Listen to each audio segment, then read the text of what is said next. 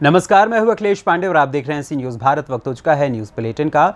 इस बुलेटिन में हम दिखाएंगे कि बुरहानपुर में करोड़ों रुपयों का गुटखा व्यापार करने वाले आरोपी को पुलिस ने कैसे धर दबोचा। आगे बताएंगे कि कैसे कैमूर में नाबालिग छात्रा को स्कूल से अपहरण कर उसका बलात्कार करने वाले युवक को हुई 20 साल की सजा और साथ ही लगा 50,000 रुपए का जुर्माना। इसके अलावा बात करेंगे रीवा की, जहां SC/ST थाने की पुलिस ने फेसबुक पर गाली गलौज करने के मामले में एक युवक को किया गिरफ्तार। और भी तमाम खबरों पर आइए विस्तार से करते हैं चर्चा। खबर मध्य प्रदेश के बुरहानपुर से है, जहां करोड़ों रुपए का गुटखा व्यापार करने वाले व्यापारी को महाराष्ट्र के धुलिया पुलिस ने धर दबोचा। जब मीडिया ने इस संबंध में बुरहानपुर आई महाराष्ट्र धुलिया पुलिस से जानकारी मांगी तो वो मीडिया के सवालों का जवाब दिए बगैर कार्यवाही कर कार में बैठाकर इसको ले गए।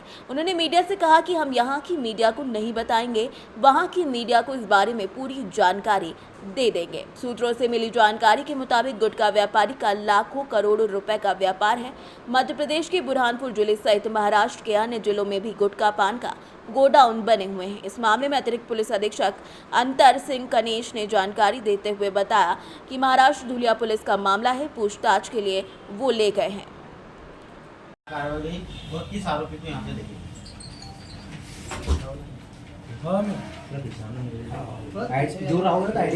क्या मामला है? ये महाराष्ट्र का जो धुले थाना है वहाँ के एक सब इंस्पेक्टर आए थे। वहाँ पे ऑलरेडी कोई प्रकरण दर्ज है जिसमें विजय उर्फ विक्की का नाम है।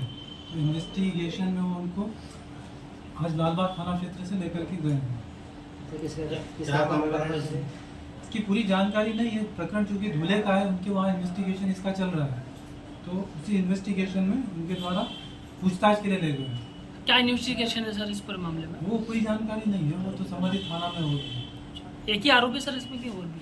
नहीं, इसकी जानकारी नहीं है, बट इस प्रकरण में इसको पूछताछ के लिए ले गए हैं। सब बुरहानपुर बताया उन्होंने। सब बुरहानपुर पे कई मामले हैं इस आरोपी के ऊपर। बुरहानपुर के लालबाग थाने में भी कई प्रकरण दर्ज है क्या? इसकी जानकारी नहीं है सर। ऐसी जानकारी मिली कि मध्य प्रदेश से महाराष्ट्र में ये गुटखे की तस्करी के आरोप में पुलिस इसको लेकर गई, क्योंकि महाराष्ट्र में गुटखा प्रतिबंधित है। ये हो सकता है गुटखे से संबंधित प्रकरण हो, परंतु उनके द्वारा वो पूरी जानकारी दी नहीं गई है, क्योंकि प्रकरण का हवाला करते हुए उनका एक पत्र हमारे पास में उनके द्वारा दिया है। तो उसी पत्र के आधार पर वो पूछताछ करने के लिए इनको यहाँ से लेके गए हैं। इच्छापुर से जो रास्ते गुटखे की तस्करी की शिकायत आ रही, तो क्या बुरहानपुर पुलिस इस पर अब कोई कार्रवाई करेगी, इसको रोकथाम के लिए?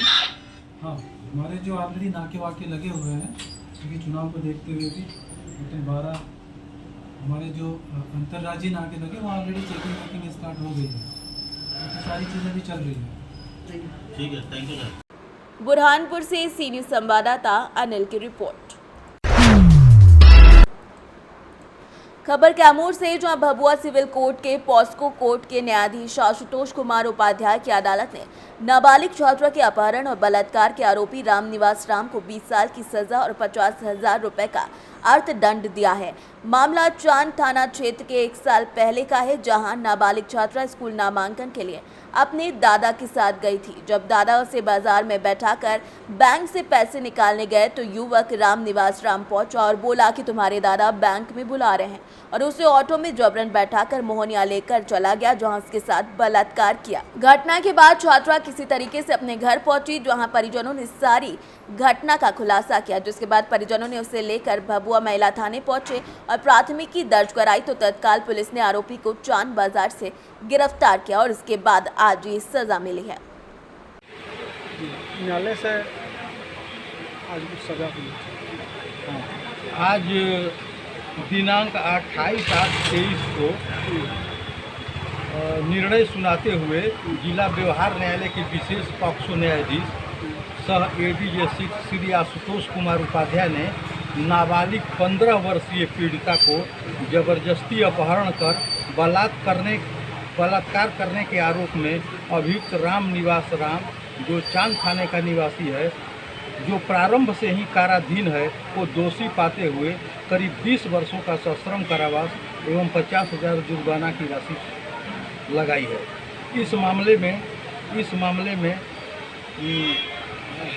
महिला थाना कांड संख्या 17/2022, पॉक्सो वाद संख्या 18/2022 में दिनांक 23/5/22 को पीड़िता अपने दादा के साथ स्कूल में नामांकन कराने गई थी। दादा बाजार में पीड़िता को बैठा करके बैंक से पैसा निकालने चले गए। इसी दौरान अभियुक्त पीड़िता को यह कहकर कि तुम्हारे दादा तुम्हें बुला रहे हैं, टेम्पू पर बैठा करके मोहनिया ले जा करके उसके साथ बलात्कार किया। बाद में पुलिस ने चांद बाजार से अभियुक्त को गिरफ्तार किया। तब से लगातार 1 वर्ष 3 माह से वह काराधीन है। माननीय उच्च न्यायालय शीघ्र निष्पादित करने हेतु आदेश दिया था।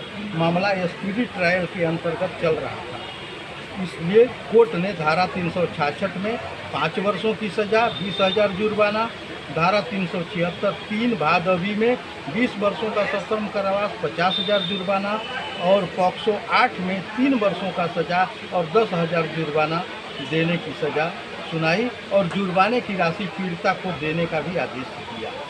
ये अभियुक्त राम निवास राम पिता राम बच्चन राम ग्राम कुर्दी थाना चांद जिला कैमूर का रहने वाला था। सरकार की ओर से मैं शशि भूषण पांडे विशेष लोक अभियोजक ने अपना पक्ष रखा और बचाव पक्ष की ओर से श्री अजीत कुमार सिंह वरीय अधिवक्ता ने अपना पक्ष रखा। सर, ये जुर्माना का राशि किसे दिया जाएगा? जुर्माना की राशि पीड़िता को देने का आदेश हुआ, जिसमें 50,000, 20,000 और 10,000 सब मिलाकर के 80,000 रुपये पीड़िता को देने का आदेश न्यायालय ने दिया। कैमूर से सीनियर संवाददाता ओम प्रकाश तिवारी की रिपोर्ट। खबर कैमूर से, जहां महार बुजुर्ग गांव से SC/ST थाने की पुलिस फेसबुक पर गाली गलौज करने के मामले में एक युवक को गिरफ्तार करने पहुंची। जानकारी के मुताबिक गिरफ्तार युवक गाजीपुर जिले के बुडकुडा गांव क्षेत्र के महार बुजुर्ग गांव निवासी चिरथू यादव का पुत्र रामाश्रय यादव बताया जा रहा है। जहां ST/ST थाना प्रभारी सुखदेव मोची ने जानकारी देते हुए बताया कि फेसबुक के माध्यम से गाली गलौज कर रहा था। वहीं भभुआ ST/ST थाने में पुलिस ने इसके घर से छापेमारी कर इसे गिरफ्तार किया है। वहीं कानूनी कार्रवाई करते हुए न्यायिक हिरासत में भेज दिया गया। कैमूर से सीनियर संवाददाता ओम प्रकाश तिवारी की रिपोर्ट। खबर रीवा से है, जहां मध्य प्रदेश के रीवा जिले के मनगवा तहसील का मामला है। अधिवक्ताओं के चैम्बरों के पास कई दिनों से साफ सफाई न होने से गंदगी व्याप्त थी, जिसके कारण वहां मच्छर पनप रहे थे। गंभीर बीमारियों का खतरा बना हुआ था। आम जनमानस की सुरक्षा को दृष्टिगत रखते हुए अधिवक्ता विनोद पांडे और उनकी सहयोगी साथियों ने मनगवा SDM को ज्ञापन सौंपकर तत्काल साफ सफाई की व्यवस्था करने का अनुरोध किया है, जिस पर मनगवा SDM ने तत्काल नगर पंचायत CMO और नगर पंचायत के उपाध्यक्ष बबलू उर्मिलिया के पहल के साफ सफाई की व्यवस्था करवाई है, जिस पर सभी अधिवक्ताओं ने खुशी जाहिर करते हुए सभी का धन्यवाद ज्ञापित किया है। जी, आपने कल SDM महोदय को ज्ञापन दिया था साफ सफाई को लेकर, क्या हुआ अभी तक? क्या मैंने स्वच्छता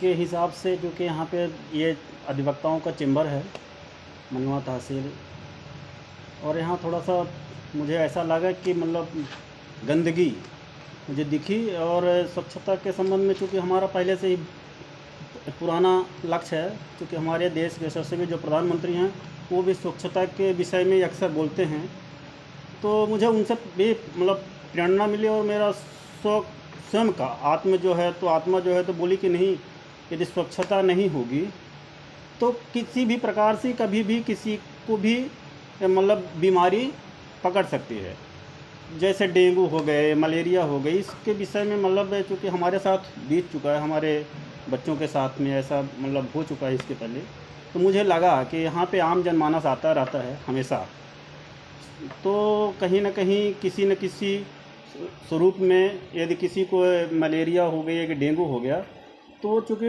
भयानक एक बीमारी है और उस बीमारी से बचना फिर बहुत दिक्कतों का सामना करना पड़ता है। तो मैंने सोचा कि चलो मैं माननीय SDM महोदय जी को। रीवा से सीनियर संवाददाता अर्जुन तिवारी की रिपोर्ट। खबर सीहोर से है, जहां भेरुंदा में भव्य कांवड़ यात्रा का आयोजन किया गया, जिसमें हजारों बाबा भोले के भक्तों के द्वारा अपनी कांवड़ में मां नर्मदा का पावन जल अपनी कांवड़ों में भरा गया। इस कांवड़ यात्रा में मुख्यमंत्री के पुत्र द्वारा भी मां नर्मदा की पूजा अर्चना कर जल लिया गया और मां नर्मदा घाट नीलकंठ से पैदल यात्रा कर चीच सोटिया होते हुए नीलकंठ रोड पर बने शिव मंदिर पर जल चढ़ाया गया। वहां से कार्तिक चौहान और समस्त भोले के भक्तों के द्वारा नगर में प्रवेश किया गया, जहां पर कई संगठनों व्यापारियों द्वारा इस भव्य कांवड़ यात्रा का स्वागत किया गया। नगर भ्रमण बाद कांवड़ यात्रा हाई स्कूल ग्राउंड पहुंची, जहां बाबा भोलेनाथ पातालेश्वर शिवलिंग के रूप में विराजमान थे। समस्त बाबा के भक्तों के द्वारा भोले बाबा पर जल अभिषेक किया गया एवं कार्तिक चौहान द्वारा बाबा भोले की पूजा पाठ अभिषेक किया गया एवं समस्त भक्तों ने बाबा भोले की आरती की। इसके उपरांत प्रसिद्ध गायिका, जिनकी आवाज का जादू पूरी दुनिया में फैल चुका है, उन अभिलाषा ने अपनी गाने की प्रस्तुति दी, जिससे पूरा पंडाल हर हर महादेव जयकारों से गूंज उठा। सीहोर से सी न्यूज संवाददाता कन्हैया नाथ की रिपोर्ट। फिलहाल के लिए इस न्यूज़ बुलेटिन में बस इतना ही। देश दुनिया की तमाम खबरों के लिए देखते रहें सी न्यूज़ भारत। हर खबर आपके साथ, आपके हाथ।